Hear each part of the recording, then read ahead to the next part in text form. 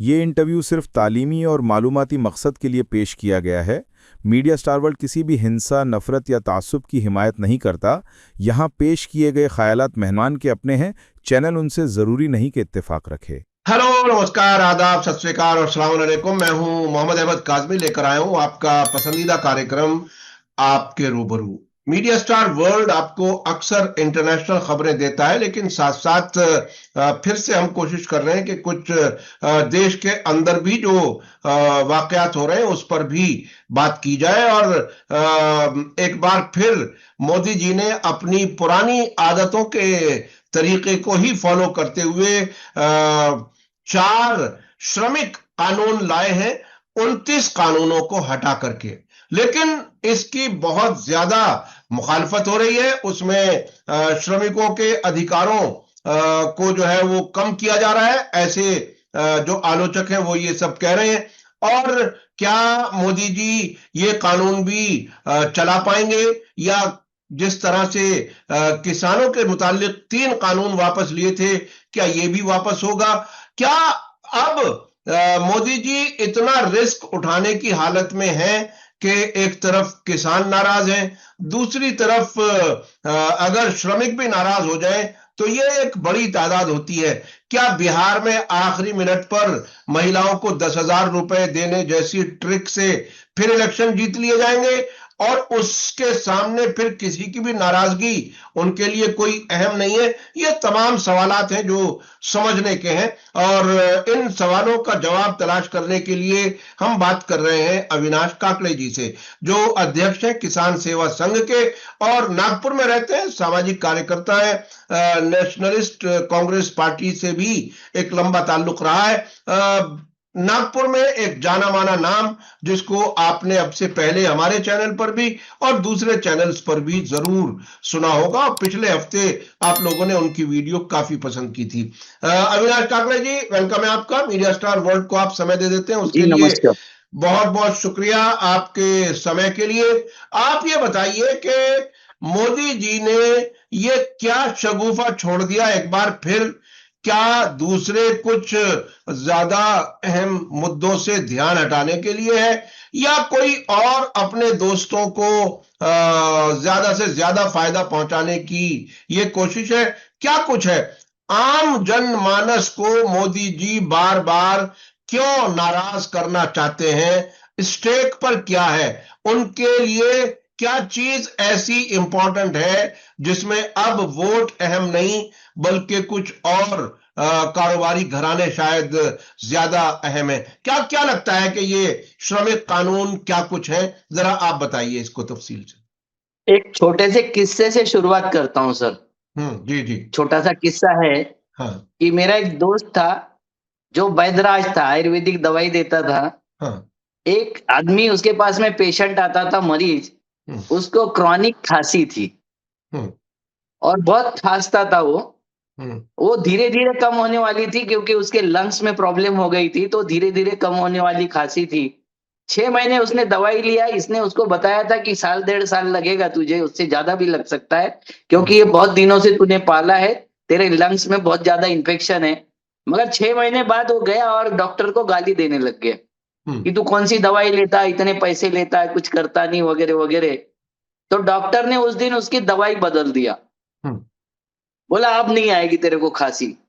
उनकी जो कंपाउंडर थी, वो पेशेंट जाने के बाद कंपाउंडर ने बोला कि साहब आपने तो उसको जुलाब की गोली दे दी। हम्म। तो फिर वो बोला कि अब ये खांसेगा नहीं। अच्छा अच्छा। यानी हाँ, खांसी खत्म क्योंकि करने के लिए खांसेगा। जुलाब करा दो। हाँ, तो हाँ। खांसी बंद करने के लिए जुलाब कराने का इन्होंने चुनाव पर बहस चल रही थी, महाराष्ट्र पर बहस चल रही थी, हरियाणा पर चल रही थी, अभी बिहार पर बहस चल रही थी, SIR पर बहस चल रही थी, दिल्ली विस्फोट पर बहस चल रही थी।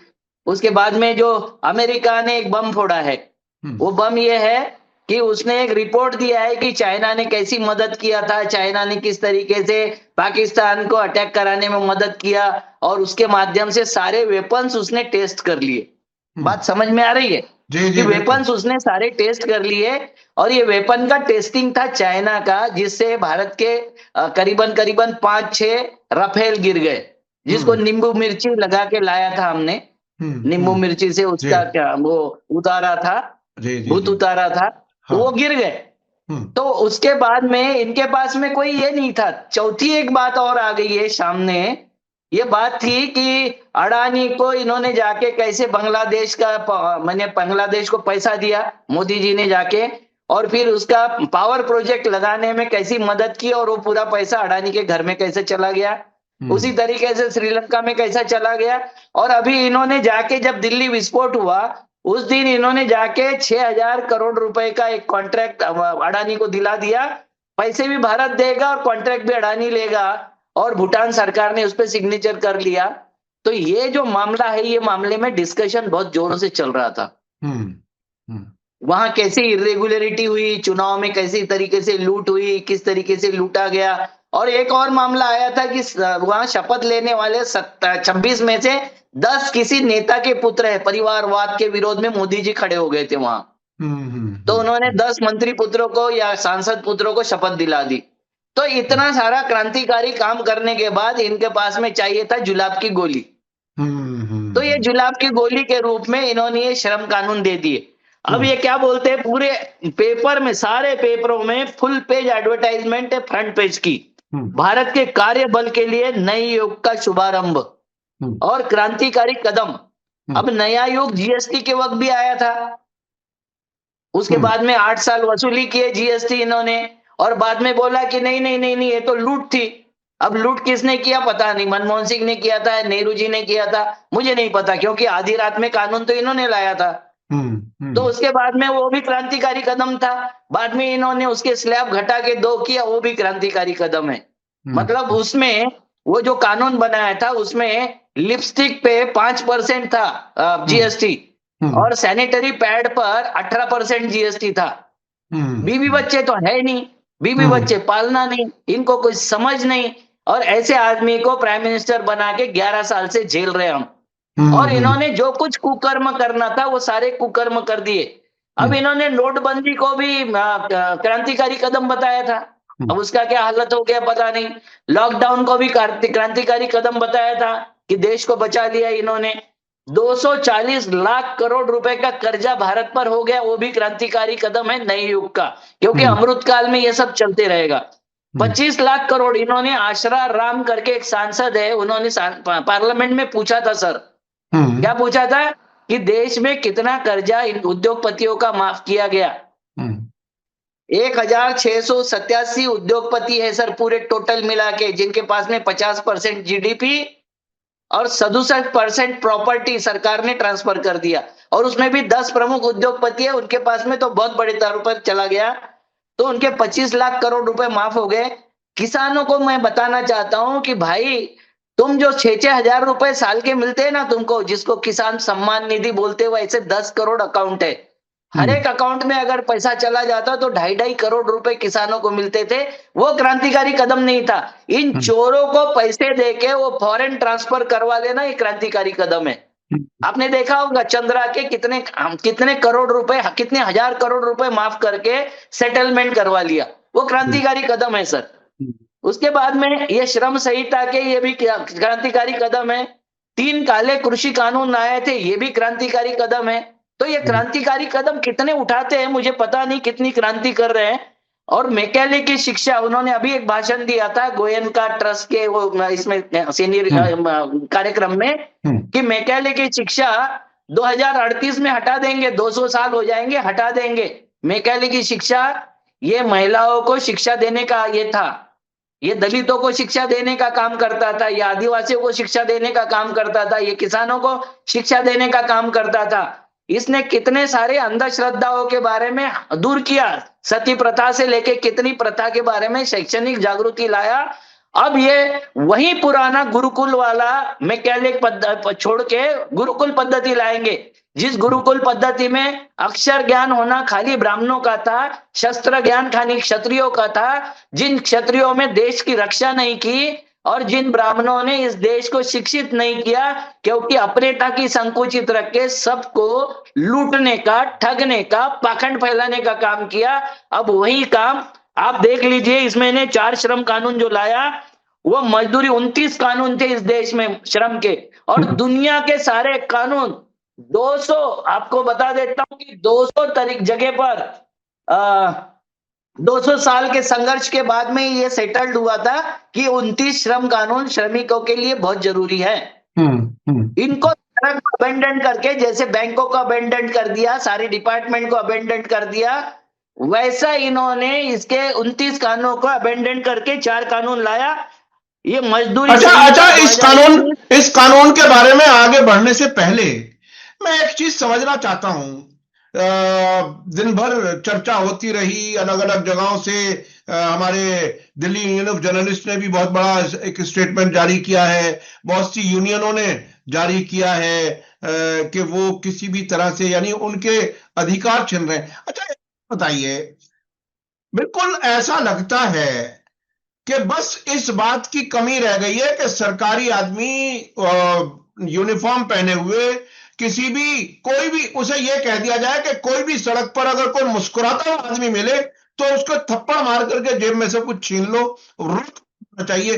क्या हर एक आदमी को रुलाना ही इस सरकार का मकसद है? सबके हक छीन लेना? सरकारी नौकरियां पहले से खत्म हो चुकी, महंगाई है वो परेशान कर रही है, और बिजी रखना हिंदू मुसलमान, नफरत और कभी विश्व गुरु, ये सारे तमाशे करते रहना लोगों के चेहरों पर मुस्कुराहट देके हुए बरसों हो जाते हैं। ऐसे हालात नजर आ रहे हैं। तो आखिर क्या करना चाहते हैं? ये जो कर्मी होता है, जो काम करने वाला आदमी होता है, जो लेबर के लोग होते हैं, यही देश को असल में चलाते हैं। ऑफिसों में बैठने वाले तो करप्शन के कितने चार्जेस होते हैं, ये पसीने की कमाई पूरे दिन की मेहनत की खाता है, उसके चेहरे से भी ये मुस्कुराहट 40 करोड़ है जी सर, 40 करोड़ लोग है ये, जी एक दो जी नहीं, 40 करोड़ लोग है। जी जी जी ठीक जी। है। हाँ और आप जो सवाल पूछ रहे थे, वो सवाल थोड़ा सा पेचीदा है। कैसे हाँ पेचीदा है? हाँ। आपको किताब पढ़नी पड़ेगी, we find our nationhood defined. हम्म उसमें उन्होंने लिखा है, हम्म उनके कई पेज इसके बारे में ये करते हैं, विस्तार से बताते हैं हम्म कि जब तक इस देश की 99%, पहले 95% बोलता था, अब बोल रहा हूं कि 99% जनता हैंड टू माउथ नहीं होगी।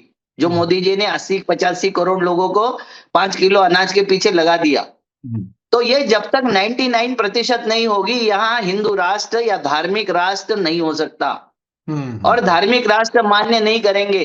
लोगों को समझ में ही नहीं आना चाहिए कि मेरे साथ क्या हुआ, क्यों हम्म, हुआ।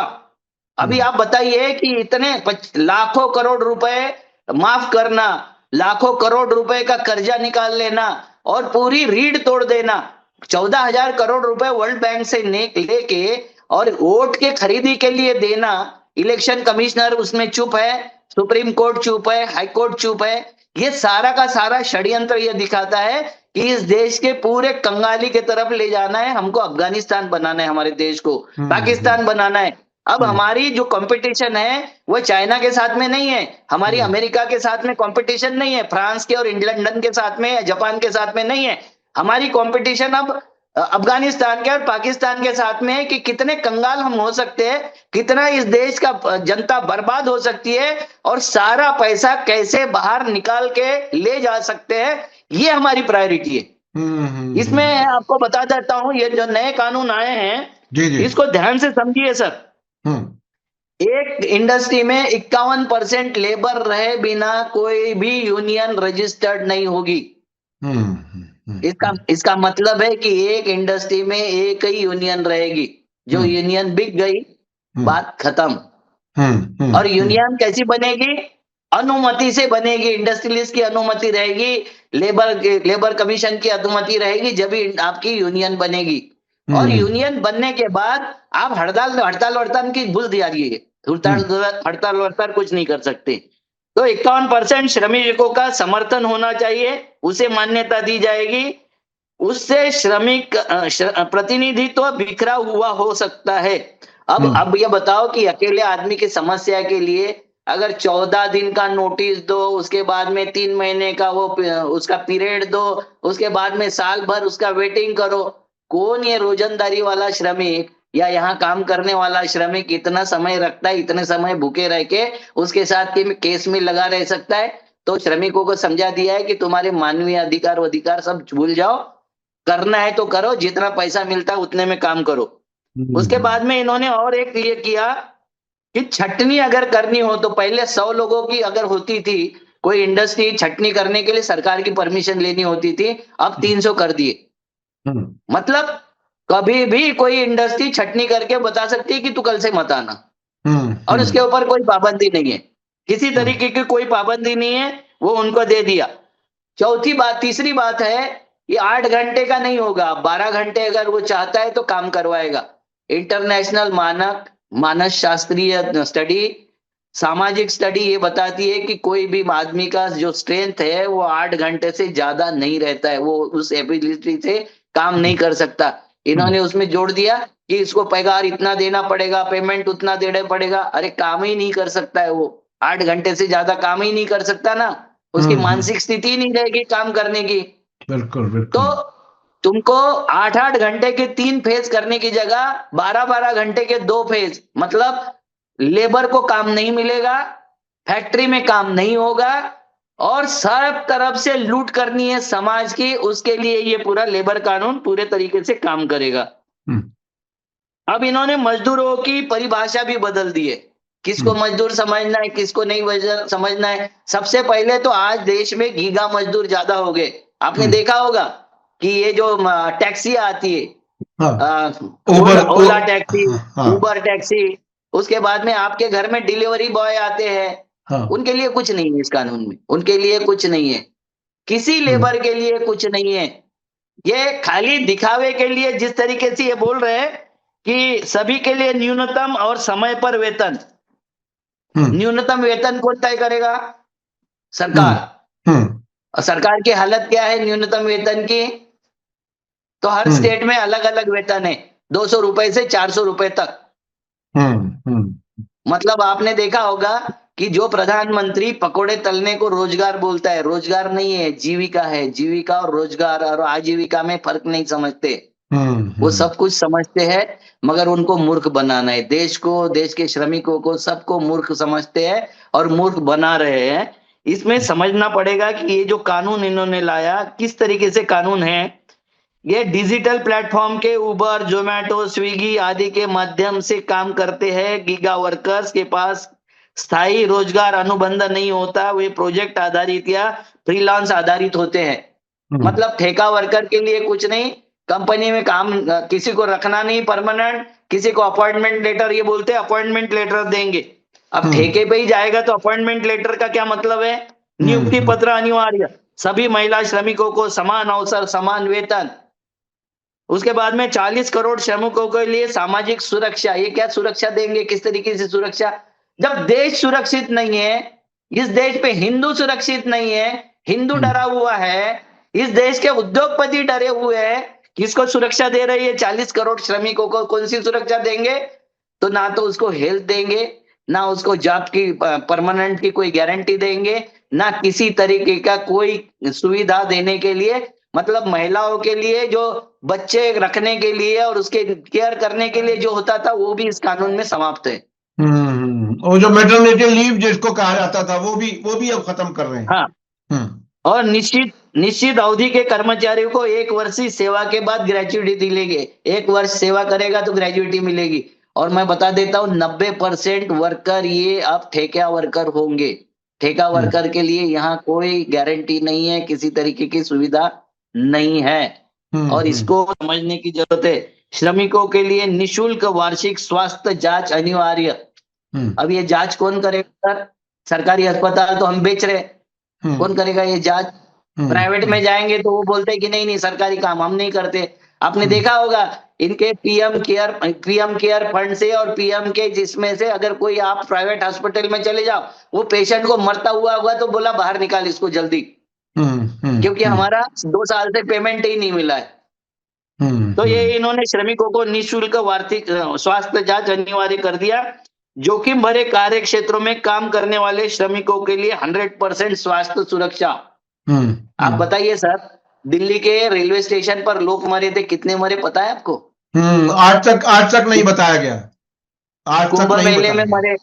कुंभ मेले में मरे पता है आपको कितने मरे? नहीं, कोई कोई पहलगाम आंकड़े ठीक नहीं आए। पहलगाम विस्फोट में कितने मरे पता है? बताते ही अभी नहीं है। दिल्ली तो ये मरे कार्य क्षेत्र में काम करने वाले श्रमिकों के लिए 100% स्वास्थ्य सुविधा। और इसके नियम कुछ नहीं है। मतलब जैसे नोटबंदी के वक्त कुछ नहीं। नोटबंदी किस लिए किया था? काला धन वापसी के लिए। अभी किसी से बात करो, उनके बीजेपी वाले से किसी से बात करो, तो उसको बोल, मैं पूछता हूं कि दांत खात खुजली मिटाने के लिए किया था कि नोटबंदी? क्योंकि काला धन समाप्त नहीं हुआ, टेररिज्म समाप्त नहीं हुआ, नक्सलवाद समाप्त नहीं हुआ, नोट जितने थे उससे ज्यादा हो गए, डिजिटलाइजेशन नहीं हुआ। तो सर ये कुछ भी काम ऐसा ही करते। मैंने पहले ही शुरुआत में आपको बता दिया था कि ये काम, खांसी इनसे ठीक नहीं हो रही है तो ये जुलाब की गोलियां देते रहते हैं और हर वक्त शिफ्टिंग करते रहते, समस्याओं की शिफ्टिंग, इधर से उधर, उधर से उधर, ये देखिए नचाते रहते इसमें पूरे इसमें देश को। देखिए इसमें इसमें एक तो नतीजा निकलता हुआ लगता है। ऐसा लगता है कि देश की तमाम जड़ें, जो समाजी, आर्थिक और जो भी देश की जो पहचान होती है, जो ताकत होती है, उधर फौजियों को 4 साल की नौकरी की बात कर दी, इधर किसानों के साथ क्या कुछ कर दिया, वो बरसों तक प्रोटेस्ट चल रहे हैं, अब भी कुछ जगहों पे प्रोटेस्ट हैं। वो सारी चीजें होने के बाद अब उस नस को, उस रीढ़ की हड्डी को छेड़ दिया जो असल में देश चलाते हैं। तो क्या ये कहीं इनको अब ऐसा लगने लगा है कि हम जितना मैक्सिमम हो सके निकाल लें और अपने दोस्तों के पेट भर दें और हमें कोई जिम्मेदारी नहीं है देश को अच्छा चलाने की या लोगों को खुश रखने के लिए? क्या है ये?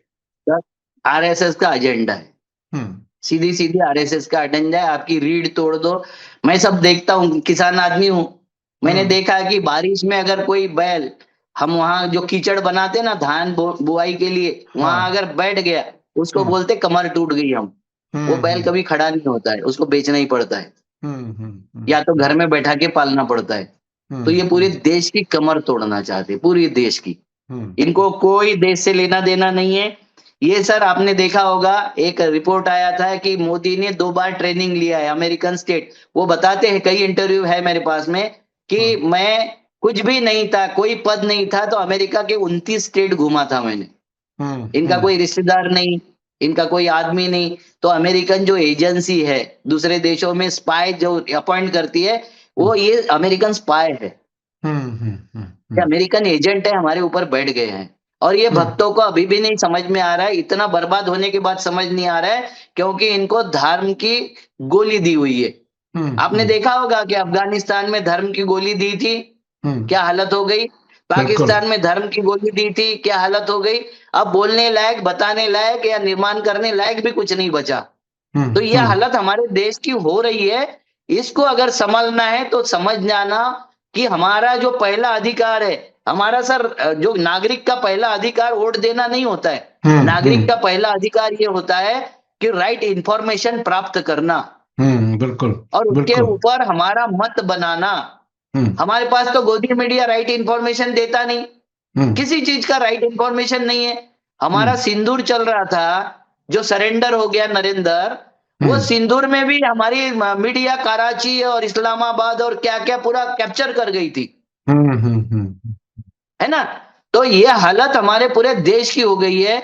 देश को ना इतिहास समझने दे रहे, ना भूतकाल समझने दे रहे, ना वर्तमान समझने दे रहे, ना भविष्य की कोई चिंता हो गई है। सब ये चवन्नी छाप जो लोग हैं ना, 40-40 पैसे वाले, ये चवन्नी छाप लोग लगे रहते हैं मोदी भक्ति में, हिंदू धर्म के भक्ति में, संघ की भक्ति में।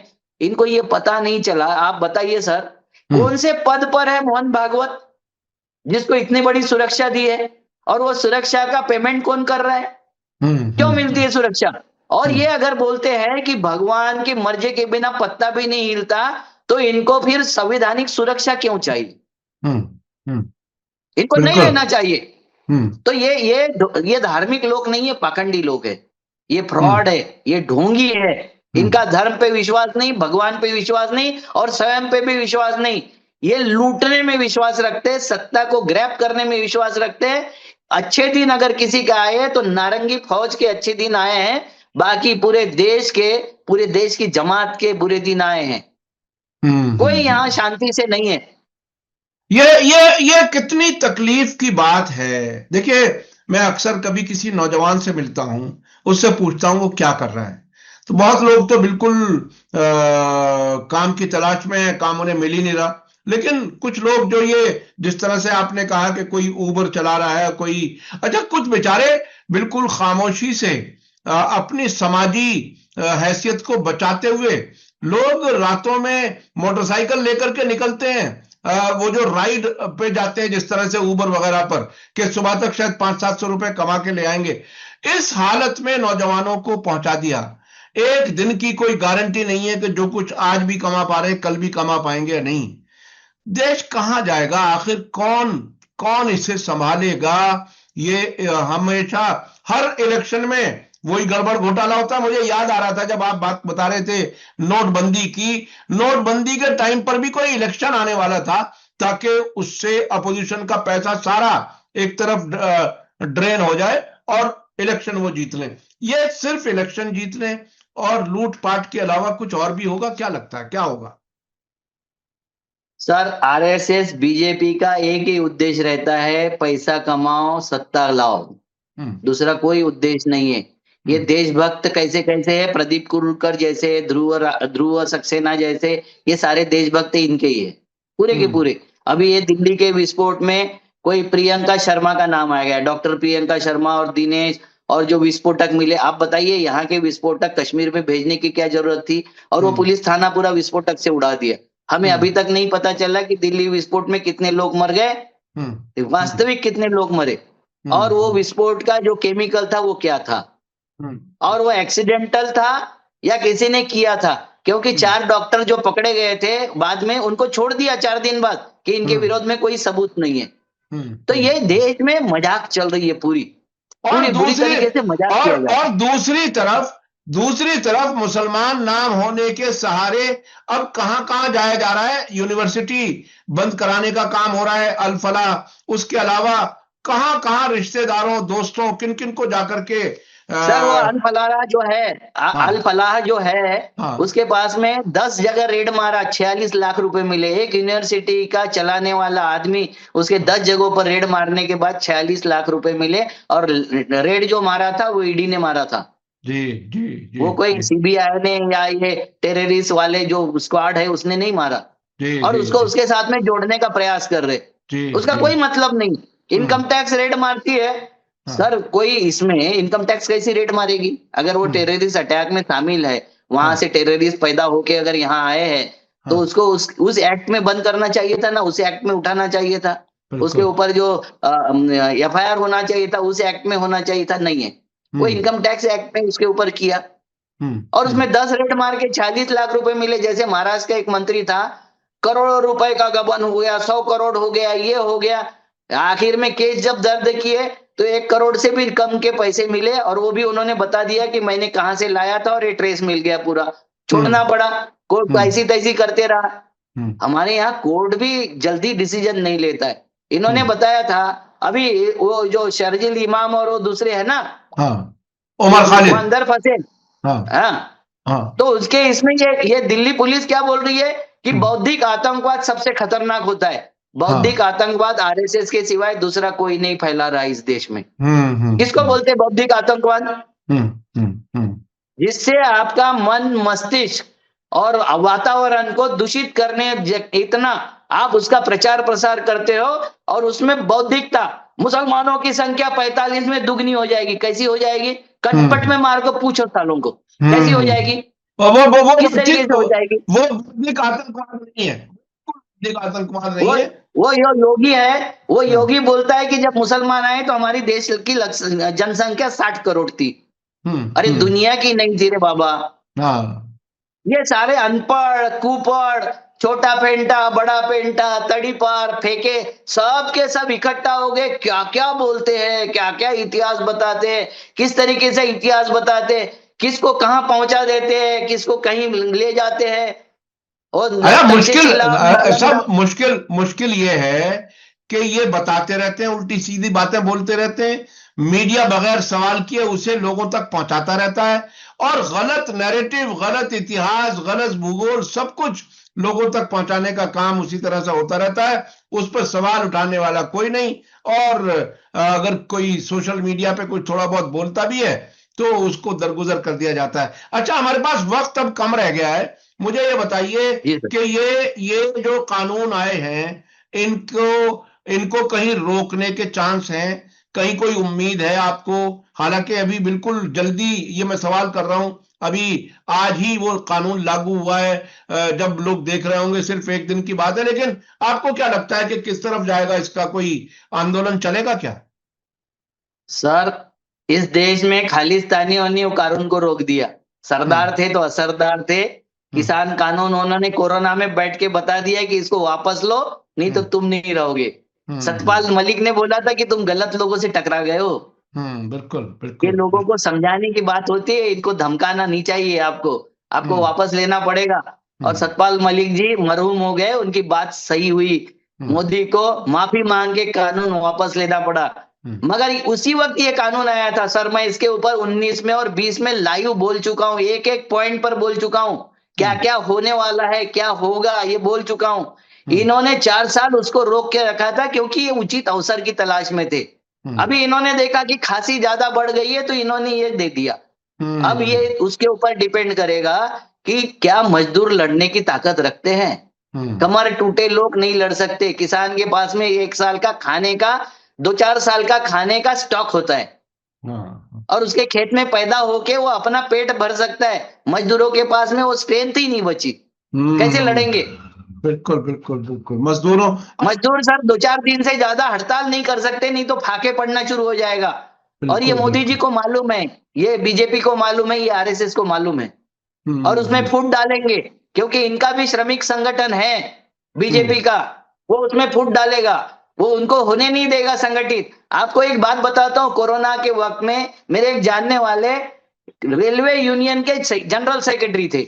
हम्म उन्होंने हड़ताल ये कर दिया क्योंकि प्राइवेटाइजेशन हो रहा था, रेलवे बंद थी, मजदूर काम पे नहीं जा रहे थे, रेलवे वाले भी छुट्टी में घर में बैठे हुए थे। तो इन्होंने बहुत सारा बदल दिया उसका मामला। हम्म अब ये मामला बदलने के बाद उन्होंने नोटिस दिया कि हम हड़ताल पर जाएंगे। हम्म ये तड़ीपार शाह जी ने उसको बुला लिया मंत्रिमंडल मंत्रालय में, हम्म होम मिनिस्ट्री में। उसके बाद में जब वापस आए तो एक शब्द उनके मुंह से हड़ताल भी नहीं, हड़ भी नहीं निकला। हम्म। हड़ताल तो बड़ा लंबा शब्द है ना, जी जी, चार इसका। बिल्कुल हड़ भी बिल्कुल। नहीं निकला, वो चुप हो गए। तो ये हम्म श्रम कानूनों के बारे में मुझे नहीं लगता सर कि हम्म श्रमिकों को बचाने के लिए श्रमिक नेता या श्रमिक आएंगे। और हम्म किसी नेता को पड़ी नहीं है, क्योंकि इस हम्म देश में किसान जैसा नेता पैदा नहीं करता, वैसा श्रमिक भी नेता नहीं पैदा करते। श्रमिकों की औकात इन लोगों ने 2-5 हजार की, 10,000 की इनकी बीबियों की औकात बना दिया है। और इनकी औकात श्रमिकों की अद्धा पाव और 500 रुपए तक सीमित कर दिया है। ये अगर हम्म नहीं समझ रहा है तो ठीक है, उनकी जो होगी वो अपना देखे, वो भुगतेंगे। मगर मैं बात करता हूं कि ये देश बर्बादी के कगार पर खड़ा हो गया है। और हम्म एक के बाद एक, जैसे पहले मुसलमानों को टारगेट किया, अब जैनों को टारगेट कर रहे हैं। उसी तरीके से पहले दलितों को टारगेट किया, अब श्रमिकों को भी टारगेट कर रहे हैं। अगला नंबर किसानों का आएगा, मगर वो लास्ट में आएगा क्योंकि किसानों से 2 बार मोदी पराजित हो चुके हैं। ये है असल चीज के मोदी जी समझ गए कि कहाँ कौन कमजोर है और श्रमिक बहुत कमजोर हैं, उनको हड़ताल करने की हिम्मत और ताकत नहीं है। मैं बहुत बहुत शुक्रिया। कोई अगर कंक्लूड करते हुए 30 सेकंड में कुछ बात कहना चाहें, पैगाम के तौर पर, मैसेज के तौर पर लोगों को कि वो क्या करें? ये तो बात आपने एक तरह से नाउम्मीदी वाली बात कही है, लेकिन कहीं उम्मीद की किरण भी है क्या? नहीं, मैं ना उम्मीदी वाली नहीं कही सर। मैंने बोला हाँ। कि किसान अगर इकट्ठा होके वापस करवा सकते हैं तो हम्म किसान जितने हैं, 60 करोड़ किसान है तो 40 करोड़ श्रमिक भी है। हम्म हम्म हम्म श्रमिक हम्म इकट्ठा हो जाए, अपने उद्देश्यों के प्रति इकट्ठा हो जाए, धर्म का उतार दे, धर्म का गांजा उतार दे, उसके बाद में जातिगत गांजा उतार दे और अपने अस्तित्व के लिए, अपने बच्चों के अस्तित्व के लिए, लोकतंत्र को बचाने के लिए आपको संगठित होकर इसका सामना करना पड़ेगा। ये हम्म कानूनों को नकारना पड़ेगा। और हम्म भूखा रह के भी कानून नकार सकते हो तो नकारिए। मैं हम्म इसलिए ये बोल रहा हूं कि आने वाली जनरेशन भूखी रहेगी और भूख से मरेगी, उससे अच्छा है कि आप अभी 4 दिन 8 दिन भूखे मर जाओ। बिल्कुल बिल्कुल बिल्कुल, अभी आप कुर्बानी दे दो ताकि अगली नस्लों को भविष्य बचाया जा सके। बहुत बहुत शुक्रिया अविनाश काकले जी, आपने हमें समय दिया। बहुत ही अहम सामयिक टॉपिक जिस पर बात होनी जरूरी थी, लोगों को समझना जरूरी था, हमने कोशिश की आप तक पहुंचाने की। आपको आज का वीडियो कैसा लगा कमेंट्स में जरूर लिखें और ज्यादा से ज्यादा लोगों तक शेयर करें। इसी के साथ मुझे दीजिए इजाजत। धन्यवाद, शुक्रिया, जय भारत, जय हिंद। हमारे चैनल मीडिया स्टार वर्ल्ड को सब्सक्राइब कीजिए और बेल आइकॉन दबाइए ताकि हमारी हर नई वीडियो का नोटिफिकेशन आपको सीधे मिलता रहे। अगर आपको हमारी खबरें पसंद आती हैं तो उन्हें अपने व्हाट्सएप, इंस्टाग्राम, फेसबुक और ट्विटर अकाउंट्स पर शेयर करना ना भूलिए ताकि और लोग भी हकीकत से वाकिफ हो सकें।